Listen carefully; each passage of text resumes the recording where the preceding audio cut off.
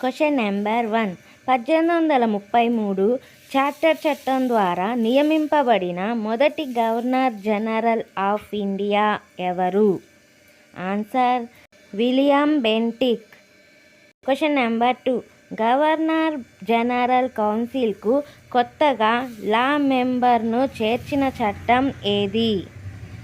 Answer 1833 charter చట్టం. Question number 3.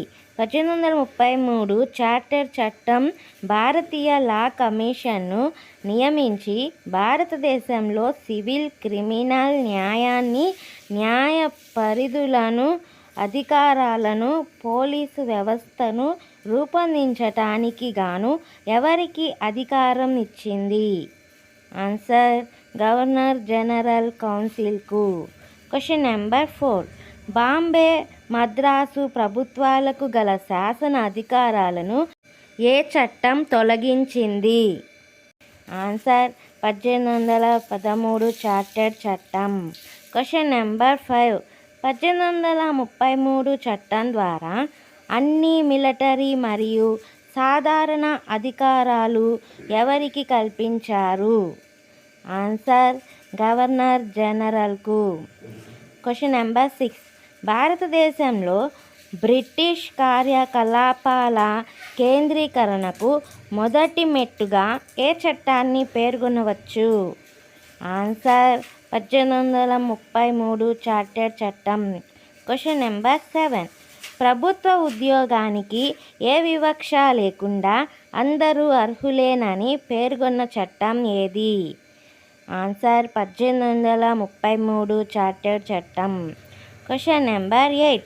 ఏ చట్టం ద్వారా గవర్నర్ జనరల్ యొక్క శాసన, కార్యనిర్వాహక అధికారాలను వేరు చేయటం జరిగింది? ఆన్సర్ 1833 చార్టర్ చట్టం ద్వారా. Question number 9. ఏ చట్టం కంపెనీ పాలనను నిరవధికంగా పొడిగించింది? ఆన్సర్ 1853 చార్టర్ చట్టం. Question number 10.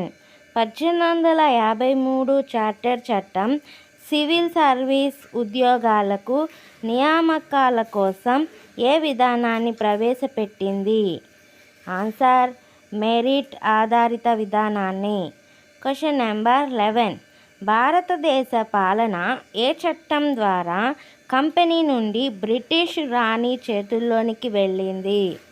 ఆన్సర్ 1858 భారత ప్రభుత్వ చట్టం ద్వారా.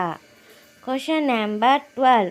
బ్రిటిష్ రాణి అధికారాలను ఎవరి ద్వారా నిర్వహించటం జరిగేది? Answer secretary of state. Question number 13. Secretary of స్టేట్కు బ్రిటిష్ మంత్రివర్గంలో ఏ హోదా కల్పించటం జరిగింది? ఆన్సర్ క్యాబినెట్ హోదా. Question number 14. సెక్రటరీ ఆఫ్ స్టేట్కు భారత ప్రభుత్వ కార్యకలాపాలను నియంత్రించడంలో ఎవరు సహాయపడేవారు? ఆన్సర్ 15 మంది కార్యనిర్వాహక మండలి. Question number 15.